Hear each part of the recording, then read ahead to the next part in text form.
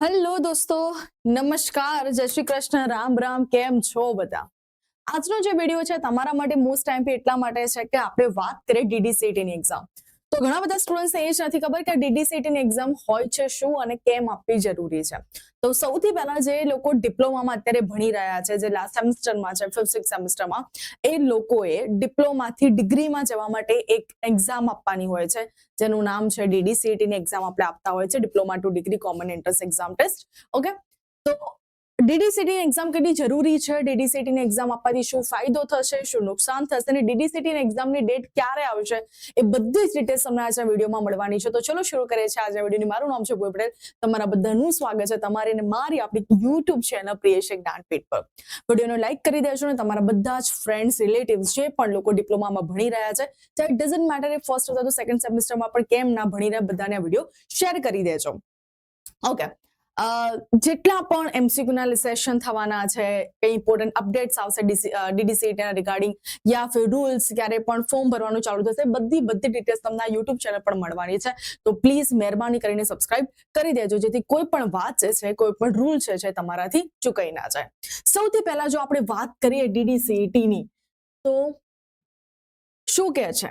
DDCET નું તમારું total 200 માર્ક્સનું પેપર આવશે, જેમાં બે પાર્ટમાં તમારું પેપર હોય છે. એક basic of science and engineering, જેમાં કયા કયા સબ્જેક્ટ આવશે? ફિઝિક્સ આવશે, કેમિસ્ટ્રી આવશે, કમ્પ્યુટર આવશે અને એન્વાયરમેન્ટ આવશે. એ ટોટલ 4 ભેગું થશે અને 100 માર્ક્સનું. અને નેક્સ્ટ પોર્શન છે એપ્ટિટ્યુડ ટેસ્ટ, જેમાં મેથેમેટિક્સ અને ઇંગ્લિશ આવશે, જે તમારું 100 માર્ક્સનું રહેશે. તમને ટોટલ 150 મિનિટ આપવામાં આવશે. મોસ્ટ ઇમ્પોર્ટન્ટ વાત, આ એક્ઝામમાં નેગેટિવ સિસ્ટમ છે, એટલે જ્યારે પણ તમે MCQ ટીક કરો છો ત્યારે બહુ ધ્યાનથી ટીક કરવું જરૂરી છે. 100 into 2 એટલે 200 માર્ક્સ થઈ ગયા. એક MCQ તમારા કેટલા માર્ક્સનો રહેશે? 2 માર્ક્સનો રહેશે. ફોર એક્ઝામ્પલ સમજાવું.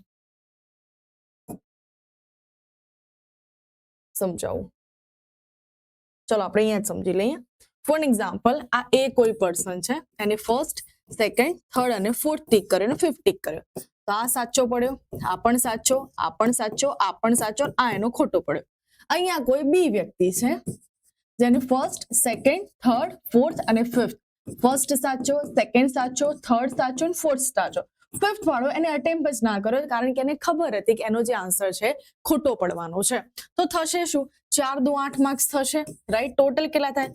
5, એટલે 10 માર્ક્સનું થશે. એટલે 2 માર્ક્સ તો જશે જ, પ્લસ આના એક્સ્ટ્રા 0.5, એટલે આના કેટલા માર્ક્સ આવશે? એના 7.5. આના કેટલા માર્ક્સ આવશે? 4 દુ 8. એટલે જો તમે નેગેટિવ કરો છો તો તમને આ પ્રકારેનું ખોટ જઈ શકે છે. 0.5 એ તમારું આખું મેરિટ બદલાઈ જશે. એટલે જ્યારે તમે બહુ શ્યોર હોય ત્યારે જ તમારે અહીંયા ટીક કરવાનું રહેશે. ઓકે, આ તમારું બધા જ આપી દીધા છે. સિલેબસ તમારે ચેક કરવાના રહેશે. બહુ મોટા સિલેબસ છે, એટલે જ આપણે લાઈવ સેશન આપણે YouTube પર રાખવાના છે, એટલે તમારે ટેન્શન લેવાની જરૂર નથી. મોસ્ટ ઇમ્પોર્ટન્ટ વાત જે મારે તમને સમજાવી છે,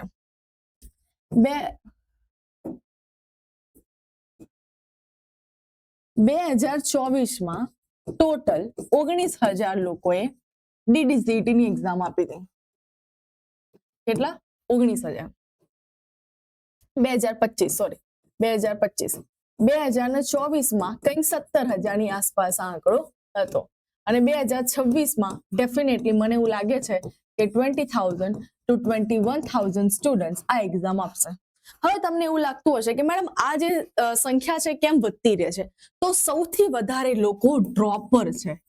શું છે? ડ્રોપર છે. કેમ ડ્રોપર છે?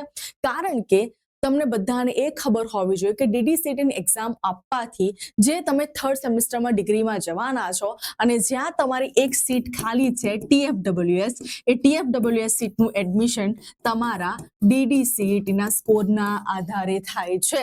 એટલે જો તમને એવું હોય કાં તો હું ગવર્મેન્ટ એક્ઝામમાં ભણું અને કાં તો હું ગવર્મેન્ટ કોલેજમાં ભણું, કાં તો પ્રાઇવેટ કોલેજની TFWS માં એડમિશન લઈ લો જેથી મારે ફી ના ભરવી પડે, જો તમે ઈચ્છતા હોય તો તમારે DDCET ની એક્ઝામમાં ઘણો સારો સ્કોર. તમે કહેશો મેમ ઘણો સારો સ્કોર એટલે કેટલો હોવો જોઈએ?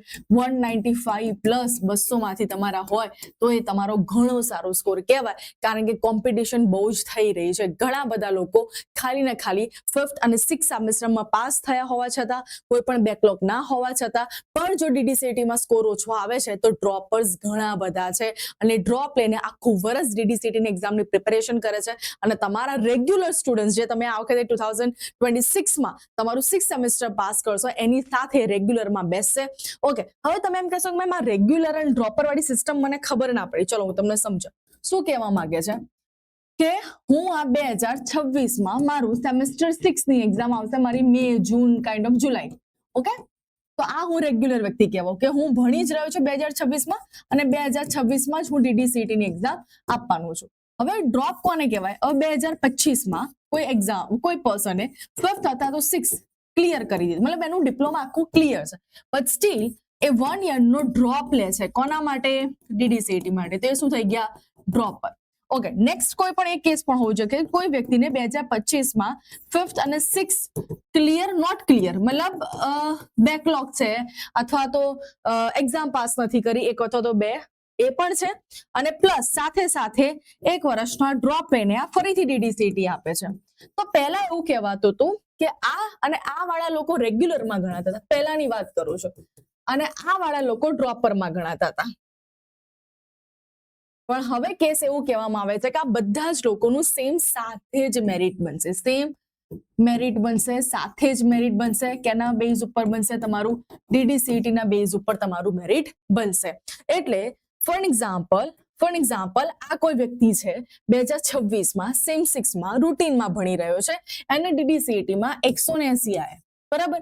આ કોઈ વ્યક્તિ છે 2025માં 5th અને 6th ક્લિયર કરી દીધું છે, 1 વર્ષ અને DDCET ની એક્ઝામ માટે ડ્રોપ લીધો છે, અને ફરીથી એક્ઝામ આપે છે અને એનો 195 આવે.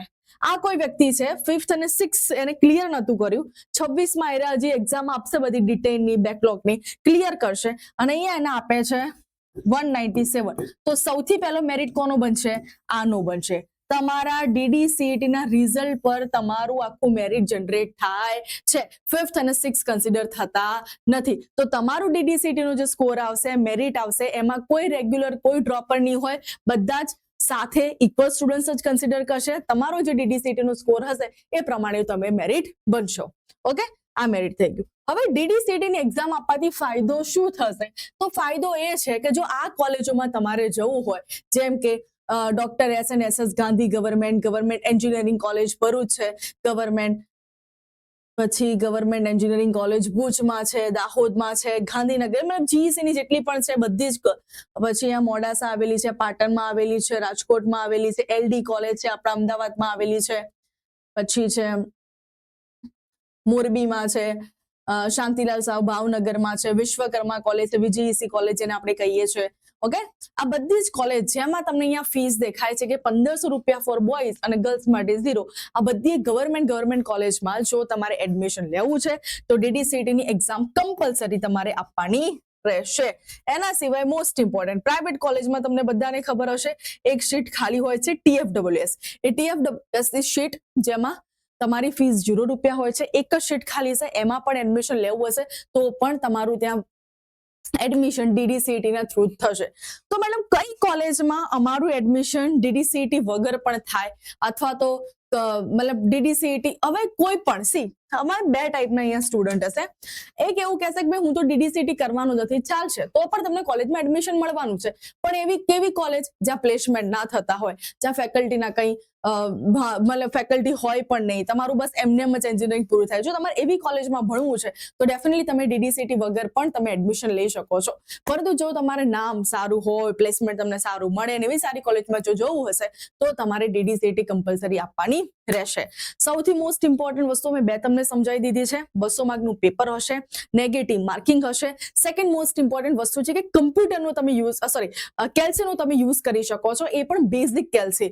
તો નોર્મલ તમે પ્લસ માઇનસ મલ્ટિપ્લિકેશન કરી શકો એવું કેલ્સી તમે યુઝ કરી શકો છો. એટલે જ્યારે પણ તમે મેથ્સની પ્રિપેરેશન કરવા બેસો છો, મેક શ્યોર તમે બધા જ કેલ્ક્યુલેશનમાં કેલ્સી લઈને બેસો, તેથી તમને આઈડિયા આવે કે હા ભાઈ આ કેલ્ક્યુલેશન કેલ્સીમાં મારે આ રીતે કરવાનું છે, બહુ જે હાઈ લેવલના સાયન્ટિફિક કેલ્સી આવે છે એનો યુઝ થતો નથી, એટલે ક્યારે પણ યુઝ કરતા નહીં. નેગેટિવ સિસ્ટમ સમજાવી દીધી છે, તમારું મેરિટ કઈ રીતે બનશે એ સમજાવી દીધું છે, કઈ કોલેજમાં એડમિશન DDCT ના 190 માર્ક્સ આવવા છતાં પણ ના મળે તો IIT, NIT, IIIT આ બધી કોલેજમાં DDCT વેલિડ નથી.